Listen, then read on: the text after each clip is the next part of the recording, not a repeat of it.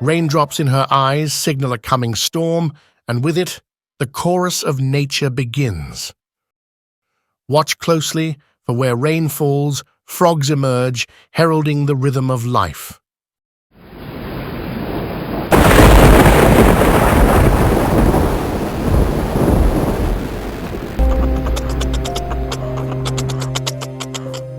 Hunger and thirst has driven a resident suricate to the swamp.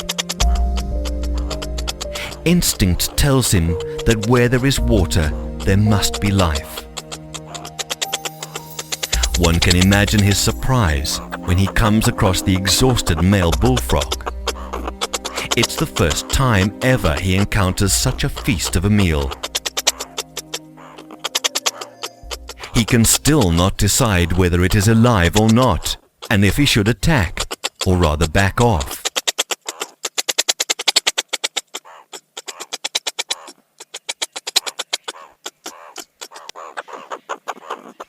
When threatened, bullfrogs inflate themselves to look more dominant and to warn off enemies. But this suricate's eyes are definitely bigger than its belly. The bullfrog decides that he's had it with the suricate and launches an unsuccessful counterattack. The suricate easily sidesteps him, losing interest in this green blob of meat, and decides to look for something else to eat. Something that looks tastier anyway. Suricates are constantly digging and eating anything that they can find. This one's keen sense of smell leads him to the jackpot. Hundreds of tadpoles wriggle in a nearly dried up puddle. For him, this is a feast. Easy meals like this don't present themselves every day. With sharp nails shaped for digging, he scrapes the tadpoles closer together and eats them one by one.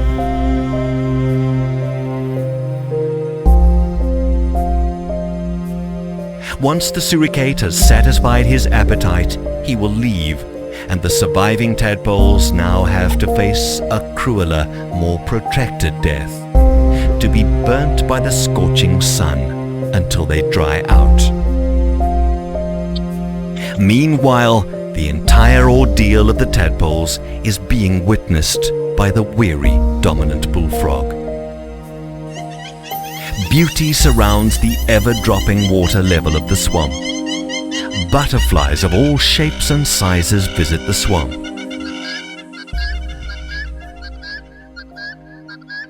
Most butterflies drink nectar from flowers through their tongues that function almost like straws.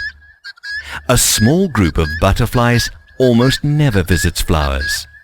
Instead, they roll down their tongues to gain sustenance from rotting animal matter. Almost unnoticeable by the human eye, they suck up nutrients while opening and closing their wings, giving the impression of a hand water pump in full color motion. Once again, the death of one species leads to the survival of another.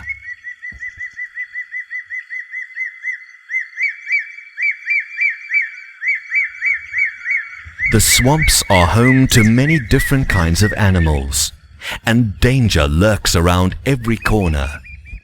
A python slowly, silently moves out of an old rhino footprint that he'd used as a resting place during the cold hours of the night. Slowly, he makes his way through the green grass, flicking his tongue, using it as a sensory organ to detect food. He knows that there is a family of mice living on the other side of the swamp, and he aims in that direction. To get there, however, he would have to cross the swamp. Not that he minds at all, because pythons are just at home in the water as on dry land. The observant, dominant male bullfrog quickly spots the coming danger and hides below the surface of the water, waiting for the snake to pass. The family of mice on the other side of the swamp is preoccupied with their morning routine, unaware of the coming danger. Those of them who are not busy cleaning and grooming themselves are searching in the bush and grass for seeds and other food to eat. Two of the family members have wandered too far from the nest and find themselves in unfamiliar territory.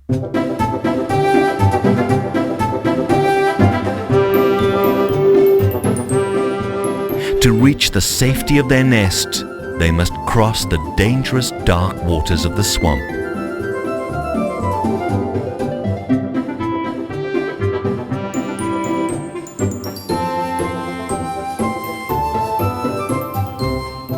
The best strategy for them would be to swim from island to island. Meanwhile, the bullfrog wades through the swamp in a gliding motion, constantly on the lookout for a scrumptious meal. Being endowed with fairly good eyesight and eyes that bulge out so that he can see in almost any direction, no movement escapes the eyes of the bullfrog. He quickly sizes up the situation and immediately closes in on the mouse, chasing it from the grass into the water. Then he waits for the right opportunity to grab the mouse. His motion is quick and faster than you can say Jiminy Cricket. All we can see of the mouse is its tail sticking out of the mouth of a satisfied swamp monster. He will continue feeding until it is time to journey back underground.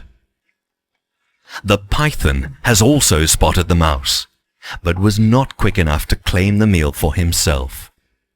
He leaves the water, very hungry and frustrated with himself, to set up another ambush. The women from a nearby village are on their way to the swamp to collect water and firewood for the evening.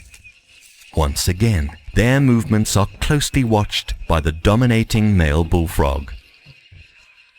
The python has also just dozed off for a moment when an unfamiliar smell and the sound of breaking of branches attract his attention. Unaware of the lurking danger, one of the local women moves too close to the python to collect firewood. The python waits for just the right moment to strike, with near fatal consequences for the woman. Day after day succeed each other as life continues in and around the swamps. By now, the number of tadpoles has declined rapidly. Their tiny mouths are in constant motion, feeding on algae and plants or anything else they can find in the water. They will focus on grass, leaves and sticks lying in the water. The algae that grow on them provide excellent nourishment for the rapidly growing tadpoles. It takes the tadpoles about 18 to 33 days to complete their metamorphosis. Metamorphosis is the process during which the tadpole changes into a bullfrog. The first change taking place during metamorphosis is the disappearance of the external gills and the development of internal gills that will still be supplanted by lungs later on in the process. The hind legs start to develop, then the front legs. At this stage, the little bullfrogs will have developed well enough to leave the water. From now on, they will stay mainly in the shallow edges of the swamp, where they easily blend in with their surroundings. After a few more days, they will lose their tails and become little big monsters. After losing their tails, the juveniles are now about 20 millimeters long and differ from adult bullfrogs in that they are bright green in color with a yellow stripe down their back. The tadpole stage lasts for about 7 weeks. At the end of this period, the juvenile bullfrog leaves the water. However, they will eat anything small enough to fit into their mouths. They will sit motionless and wait. If they don't move, it's hard to spot them in their surroundings. They blend in perfectly with the mud and plants as they float on the surface of the water. With a quick motion, They round up meal after meal. And all the time, the dominant bullfrog is a silent witness of what happens to his offspring. The time is quickly approaching when this pond will also dry up completely, and all the hard work of the giant bullfrog will have been in vain. His offspring, carrying his genes, will be lying in the mud, facing death in the dry mud pools. For now, he is still hopeful that fresh rains will fall. He faces the grim future with hope. And then, at last, his hope is rewarded.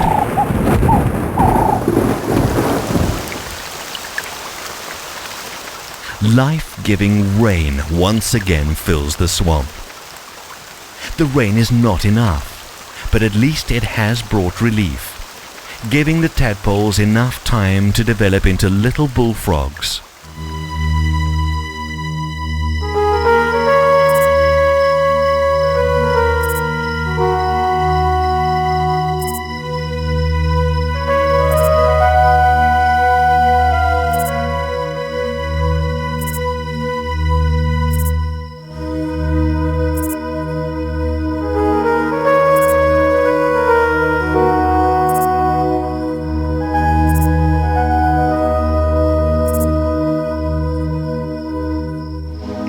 Life for the giant bullfrog, however, is never completely free of danger. Larger animals such as elephants, rhino, and buffalo frequently visit the swamps. Not only do they quench their thirst, causing the water level to drop, they also spend a lot of time wallowing in the mud, with devastating consequences for the little bullfrogs. The skin of the rhinoceros is about 2 centimeters thick, and the body hair is usually inconspicuous. The mud dries on the skin of the rhinoceros, not only allowing it to cool, but also protecting the sensitive skin against flies and other biting insects.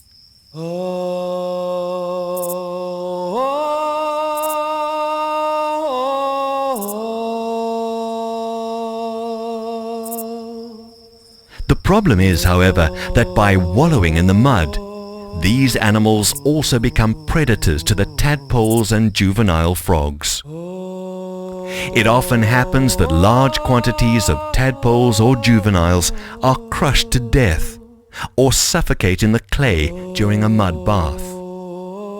It is really sad, considering that they have escaped the ordeal of a drying swamp simply to die at the onset of a new phase in their lives.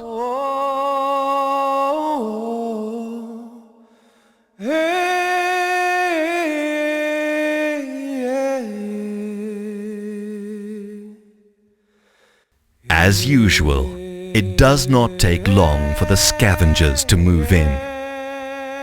Of the thousands and thousands of bullfrog eggs that were incubated originally, it will only be a few who survive and develop into big little monsters, if any.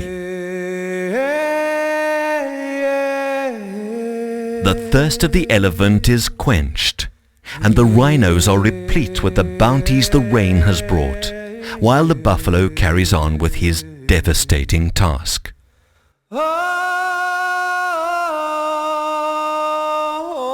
The bullfrog is satisfied, as his mission has been accomplished. For now, the dominant male has played his part in the circle of life the way nature intended. With a scrubbing motion, he will bury himself in the mud with all the others.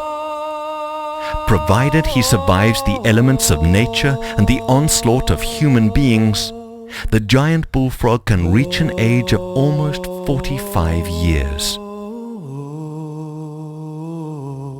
But what is left? We were privileged to witness nature in action, up close and personal. We've learnt that the giant bullfrog is an integral part of a diverse, though complex, ecosystem.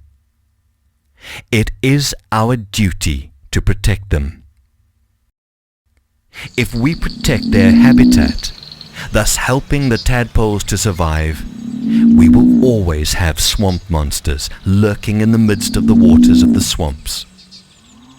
If we fail in our duty, however, these little monsters of the swamps will just become another legend, told by African generations to come. The giant bullfrog is already listed as near threatened. So don't let the African sun set forever on our little monsters of the swamps.